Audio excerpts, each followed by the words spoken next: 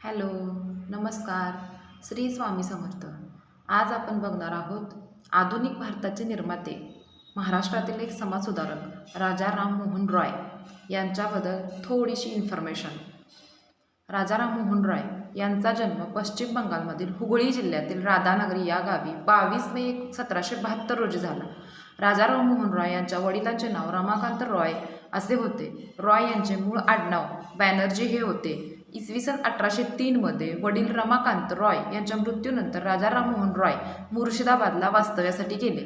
रॉय यांनी इसवी सन 1805 ते 1814 पर्यंत ईस्ट इंडिया कंपनीत दिवाण म्हणून नोकरी केली होती. रॉय यांनी तिबेटमध्ये जाऊन बौद्ध धर्माचा अभ्यासही केला होता. राजा राममोहन रॉय यांनी इसवी सन 1815 मध्ये एकेश्वरवादाचा प्रसार करण्यासाठी आत्मीय सभा स्थापन केली. रॉय यांच्या प्रयत्नामुळेच लॉर्ड विल्यम बेंटिक यांनी 4 डिसेंबर 1829 सतीबंदी चळवळीचा कायदा केला. इसवी सन 1830 ते 31 मध्ये दिल्लीचा मोगल बादशहा शहा आलमचा मुलगा अकबर द्वितीय याचे बंद पडलेले वर्षासन पुन्हा सुरू व्हावे म्हणून रॉय हे इंग्लंडला गेले. यांची कामगिरीबद्दल अकबर द्वितीयने रॉय यांना राजा हा किताब दिला.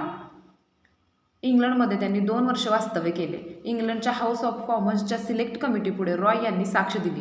साक्ष देताना भारताच्या प्रशासनाच्या जवळजवळ सर्वच शाखेत सुधारणा सुचवल्या. या प्रश्नांवर हाऊस ऑफ कॉमन्सशी सल्लामसलत करणारे ते प्रथम भारतीय होते.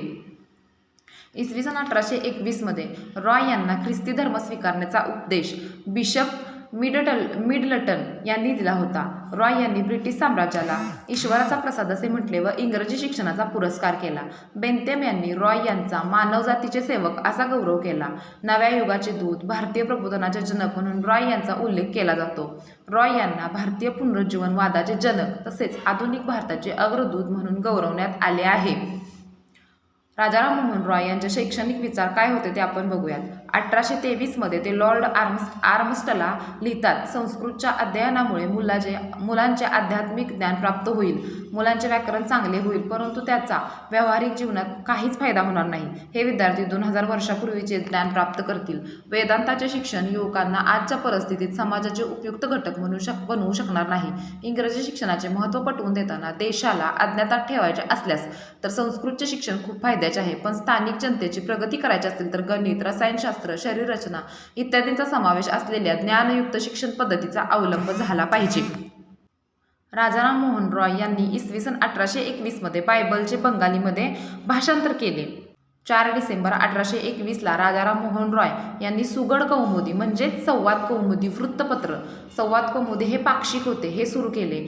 सुगड कौमुदी म्हणजे संवाद कौमुदीचे संपादक भवानी चरण बॅनर्जी यांच्यासोबत झालेल्या मतभेदामुळे हे वृत्तपत्र बंद पडले. धर्माचा खरा अर्थ समजून सांगण्यासाठी रॉय यांनी जिझसच्या शिकवणीवर एक पुस्तक लिहिले आणि मोहम्मदचे जीवनचरित्र लिहिण्यास सुरुवात केली. दक्षिण अमेरिका खंडातील स्पॅनिश वसाहतीक साम्राज्याविरुद्ध चालवलेल्या स्वातंत्र्य चळवळीचे त्यांनी स्वागत केले. जबरदस्त मौलवी राजा राममोहन रॉय वयाच्या 18व्या वर्षी ते बिहारमधील पाटणा येथे अरबी आणि फारसी या शिक्षणासाठी गेले होते. बौद्ध धर्म समजावून घेण्याकरता व बौद्ध तत्त्वज्ञानाच्या अभ्यासाकरता ते तिबेटला गेले होते. ख्रिस्ती धर्मप्रसारक व पाद्री हे हिंदू धर्मावर टीका करत त्यांच्याशी चर्चा करण्याकरता ग्रीक व हिब्रू भाषांचे सखोल अध्ययन राममोहनांनी केले, कारण मूळ बायबल हिब्रू व ग्रीक भाषेत लिहिले आहे.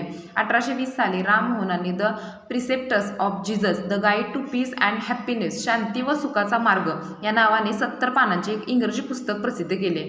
बंगाली व्याकरणावर दीर्घ व्यासंग करून गौडीय व्याकरण 1833 मध्ये हा ग्रंथ लिहिला. त्यामुळे बंगाली भाषेला उत्कर्षाचे दिवस प्राप्त झाले. रवींद्रनाथ टागोर यांचे आजोबा द्वारकानाथ टागोर व इतर सहकार्यांनी मिळून कॉर्नवेल येथे राममोहन यांची समाधी बांधली. बुद्धिप्रामाण्य, व्यक्तिस्वातंत्र्य आणि मानवी समानता ही 3 मूल्ये या प्रभावशाली पुरुषांनी भारतीयांना उपलब्ध करून दिली. अशा या समाजसुधारकाचे निधन 27 सप्टेंबर 1833 मध्ये ब्रिस्टल, इंग्लंडमध्ये झाले. थँक्यू मित्रांनो. श्री स्वामी समर्थ.